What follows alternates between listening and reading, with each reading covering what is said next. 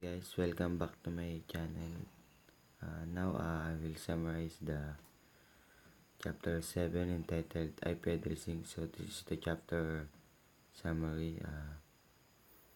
Chapter summary part 2 version 2.0. IPv4 network addresses binary and decimal conversion.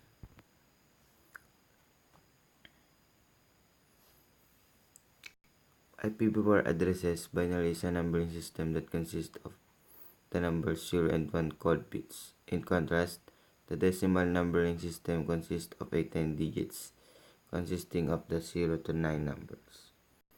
Each address consists of a string of 32 bits divided into 4 sections called octets.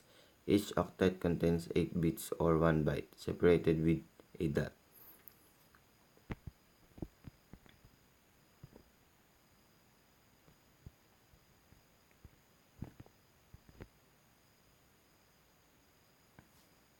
Network and host portions. The bits within network portion of the address must be identical for all devices that reside in the same network. The bits within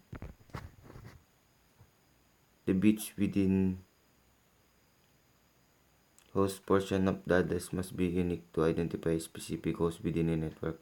If two hosts have the same bit pattern in the specified network portion of the 32-bit string.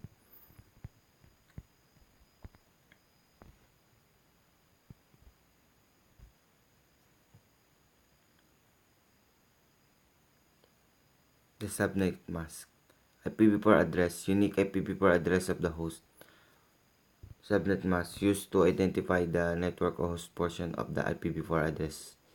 Default gateway identifies the local gateway. When an IPv4 address is assigned to a device, the subnet mask is used to determine the network address where the device belongs.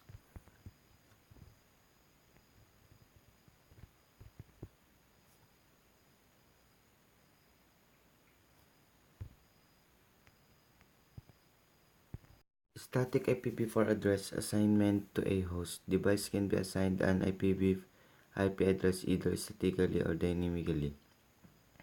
In network, some devices require a fixed IP address. For instance,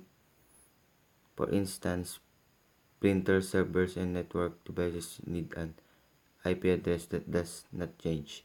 For this reason, if these devices are typically assigned static IP addresses, hosts can also be configured with a static IPv4 address such as shown in the figure.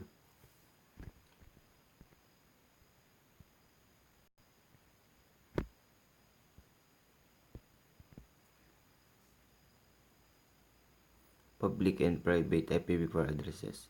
Public IPv4 addresses are addresses which are globally routed between ISP or Internet Service Provider routers. However, now not all available IPv4 addresses can be used on the Internet. There are blocks of addresses called private addresses that are used by most organizations to assign IPv4 addresses.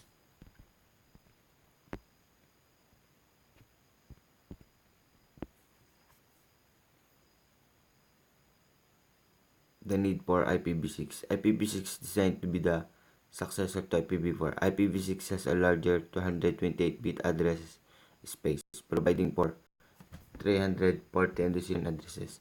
That is the number 340 billion followed by the 36 zeros. However, IPv6 is more than just larger addresses. Need for IPv6. The depletion of IPv4 address space has been the motivating factor for moving to IPv6 as Africa and Asia and other areas of the world become more connected to the internet.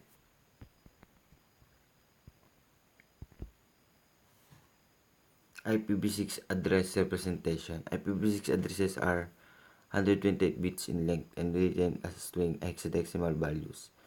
Every 4 bits is represented by a single hexadecimal digit for a total of 32 hexadecimal values. You must see in this figure the example. Prepared format means the IPv6 address is written using all 32 hexadecimal digits. It does not necessarily mean it is the ideal method for representing the IPv6 address. In the following pages, we will see the two rules. You must see the rules.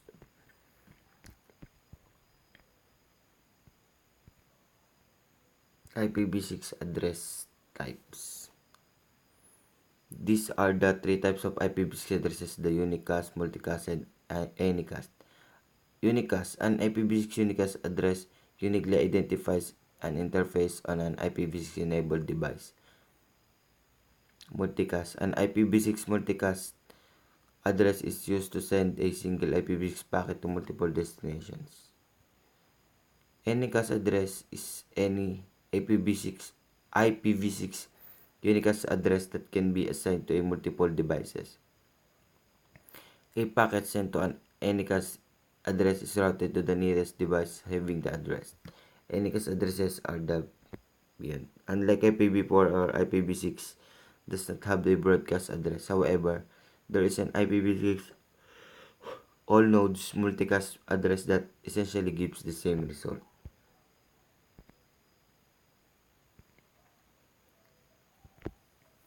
Structure of an IPv6 global unicast address.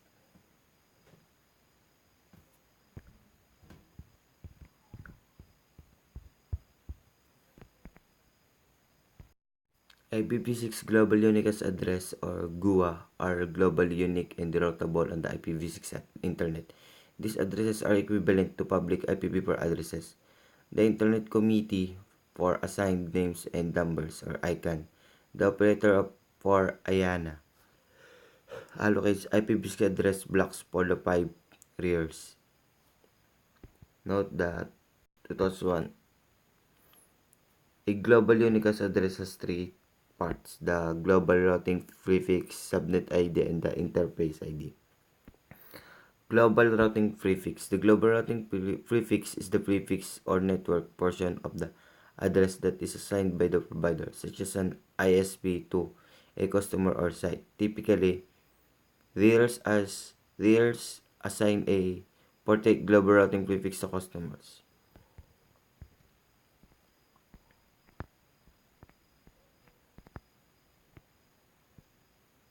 Assigned IPv6 multicast addresses.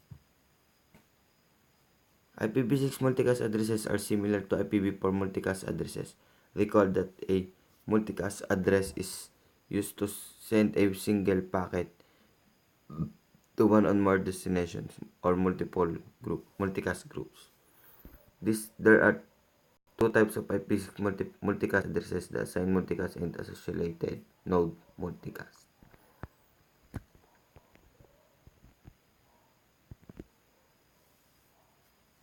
The ICMP v4 and the ICMP v6. Although IP is only a best effort protocol, the TCP or IP suite does provide for messages to be sent in the event of certain errors. ICMP is available for both IPv4 and IPv6. ICMP-v4 is the messaging protocol for IPv4. ICMP-v6 provides these same services for IPv6 but includes additionally functionally.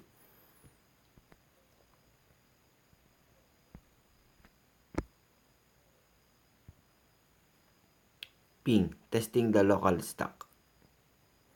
Ping is a testing utility that is used ICMP echo request and echo reply message to test connectivity between hosts. Ping works with both IPv4 and IPv6.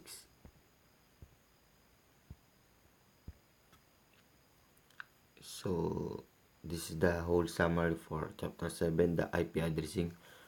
The IP address are the hierarchical with network, subnet network, and host portion. An IP address can represent a complete network and specific host.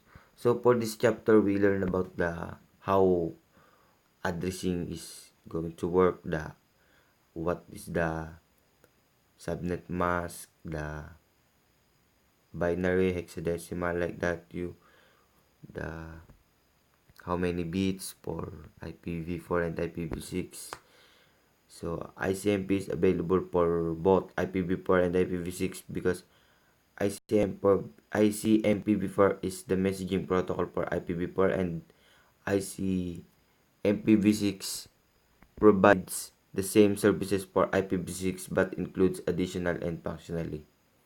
After it is implemented, an IP network needs to be tested to verify to connectivity. So that's all for chapter 7.